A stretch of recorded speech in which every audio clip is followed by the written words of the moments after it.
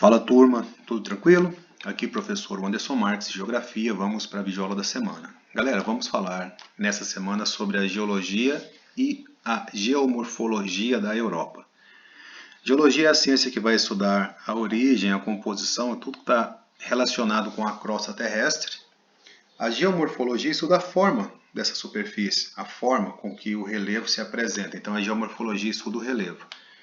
De cara, e vocês vão ver muito isso ainda, eu quero mostrar para vocês que no sul do continente europeu predominam altitudes mais elevadas, olha para a legenda, e no centro-norte predominam altitudes menos elevadas, basicamente de 0 a 200 metros. O que significa que existem cadeias montanhosas predominantes no sul e planícies predominantes no resto do continente. Em que pese eu ter que dizer que tem tanto montanha no norte quanto planície no sul, e tem também os planaltos. São áreas com altitudes medianas que estão entremeando aí essas regiões de planaltos e planícies. Mas, começando a falar sobre o relevo europeu, vamos falar sobre os dobramentos modernos. Dobramentos modernos são formações mais recentes, por isso recebem o nome moderno. Recente do ponto de vista geológico, e aí é lógico que se a Terra tem 4,5 bilhões de anos, segundo as teorias mais aceitas, qualquer 100 milhões de anos é recente, tá? Então não é que surgiu ano passado, não. Mas enfim, esses dobramentos modernos, eles são resultantes da convergência de placas tectônicas, esse movimento horizontal de placa aqui, onde uma vai na direção da outra, e aí a placa mais densa e mais pesada por consequência tende a descer, a mergulhar no manto. Consequentemente, a placa fica por cima, sofrendo essa pressão, ela começa a enrugar. Esse enrugamento da crosta é que vai formar a cadeia de montanhas. Tá certo? Se você olhar direitinho no mapa do continente europeu, você vai ver que tem muitas áreas com altitudes elevadas. Aqui, ó, tudo que está marrom está acima de 1000 metros em relação ao nível do mar. Mas estou destacando aqui, parodiando o livro, cadeias montanhosas dos Alpes, os Pirineus, Apeninos, Cárpatos, Balcãs, Cáucaso.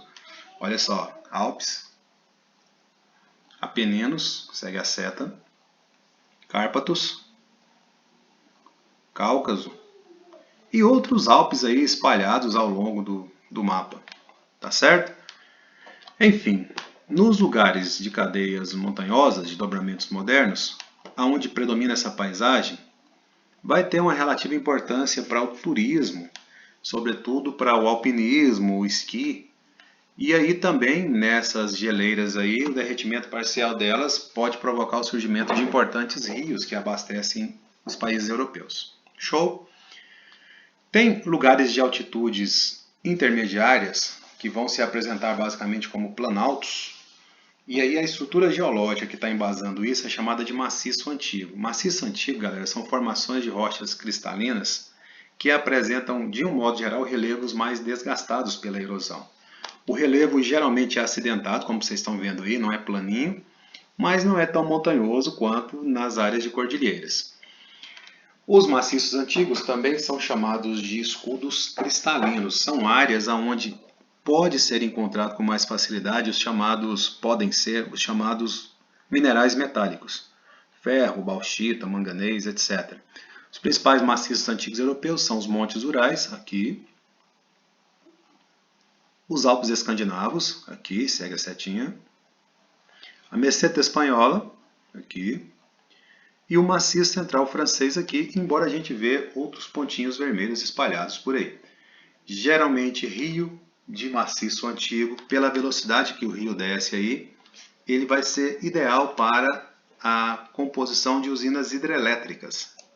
Tá certo? Então, potencial econômico, além dos minerais metálicos citados, tem as usinas hidrelétricas, porque esses rios têm potencial hidrelétrico. Tem as bacias sedimentares, que são lugares geralmente mais baixos, para onde convergem os sedimentos. Aí eu tenho que fazer uma partezinha aqui e dizer o seguinte para vocês. Nos lugares mais altos, predomina o processo de erosão. A erosão desprende sedimento. O sedimento é transportado e geralmente ele é colocado por força de gravidade nos lugares mais baixos. Então as bacias sedimentares, geralmente elas são apresentadas com essa paisagem plana, baixa, que vocês estão vendo aqui. Os rios que correm aqui são rios que correm lentamente, ideais para navegação. Tá? E grande parte dos combustíveis fósseis encontrados no mundo, sobretudo petróleo e gás natural, são achados em bacias sedimentares. Ocupam grande parte do território europeu, você pode ver aí. Ó. Geralmente nelas estão os solos mais férteis, e como destaque tem a planície russa, germano-polonesa, húngara. Na real, galera, é uma planície só. Pode olhar aí. Ó. Mas para localizar, aqui é a germano-polonesa, a húngara está aqui no meio, e a planície russa é a sarmática. Mas a Europa posso dizer que tem uma grande planície que vai ligar leste a oeste, a região, etc. Tudo bem? Até uma definição que eu deixei para trás aqui. Ó. Planícies são áreas baixas no relevo em relação ao nível do mar, onde predomina o processo de sedimentação. Essa configuração geológica europeia ela vai ser baseada então em altitudes mais elevadas no sul e uma grande planície basicamente no resto do continente. Essas planícies apresentam solos mais férteis, então são fundamentais para o desenvolvimento da agricultura, como vocês estão vendo aqui. A legenda de onde eu tirei a foto diz que isso aqui é na planície da França, tá? Uma grande área plana que existe na França. Grande parte do território é constituído pela planície central europeia, que no caso seria essa aqui, ó, a mistura de todas as outras. Aqui existem extensos rios, como o Volga, o maior da Europa. Esse rio Volga ele desce por aqui assim mais ou menos e deságua no Mar Cáspio, que é esse mar aqui. E aqui está dizendo sobre o Mar Cáspio, eu vou falar na próxima página que eu mostro melhorzinho para vocês, mas é uma grande depressão preenchida por água. Tá certo?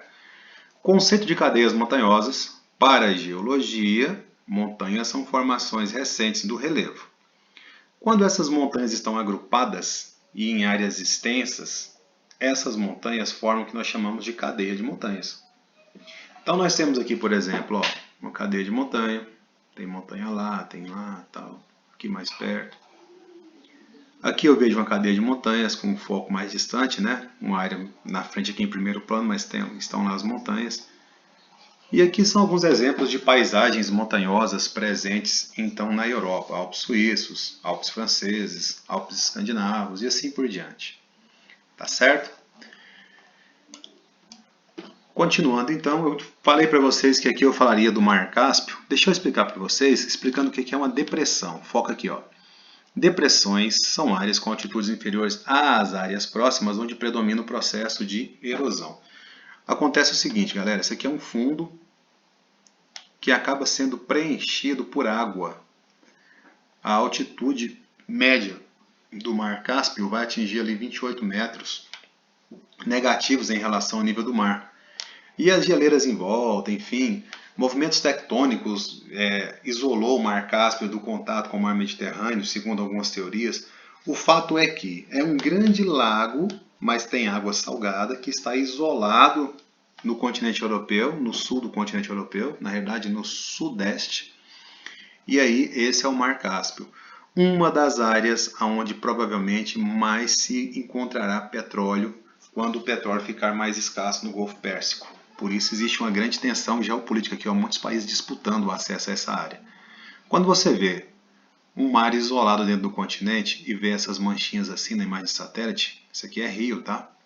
Isso aqui é o rio Volga, desaguando no Mar Cáspio. Beleza? Bom, galera, aproveitando que a gente está falando de relevo, já falei de planície, já falei de depressão. Planaltos são áreas altas em relação ao nível do mar, onde predomina o processo de erosão. Imagina uma chuva caindo aqui em cima, olha a setinha. Essa chuva vai descer na forma de enxurrada, e essa enxurrada vai desgastar o relevo. Nas áreas altas predomina a erosão. Tá certo? Bom, seguindo, a gente vai, a partir da próxima aula, abordar outros aspectos associados ao relevo europeu, mas para essa semana o que eu queria falar era isso. Tranquilo? Qualquer dúvida a gente tira na sala de aula. Abraço para todo mundo, fiquem com Deus.